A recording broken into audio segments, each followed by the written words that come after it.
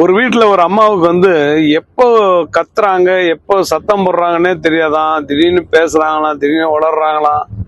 அவங்கள வச்சு அந்த குடும்பத்தில் இருக்கக்கூடிய எல்லாருக்கும் அந்த அந்த இது அடிக்குதான். அந்த அம்மா உடம்புல ஏதோ இருக்குது, அது அடிக்குதான்.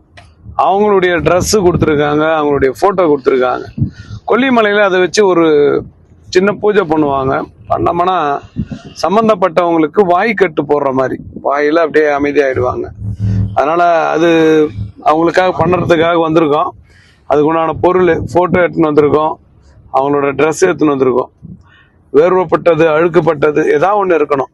அது இருந்து பண்ணோம்னா அப்படியே அதுக்கு உண்டான வைப்ரேஷன் அவங்களுக்கு இங்கே நான் பண்ண ஆரம்பித்தாலே அவங்களுக்கு இம்ப்ரூவ்மெண்ட் காட்ட ஆரம்பிக்கும்.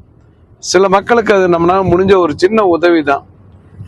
அவங்க இந்த சவுட்டிங் பண்ணுறது, கத்துறது, அவங்க உடம்புல ஏதாவது துருசக்தி இருந்தாலும் இங்கே நான் அந்த ஃபோட்டோ கொடுத்து அந்த ட்ரெஸ்ஸை கொடுத்தேன்னா இவங்க சில பூஜை முறைகள் பண்ணுவாங்க. அதிலே அவங்க உடம்புல இருக்கக்கூடிய அப்படியே சைலண்ட் ஆகிடும்.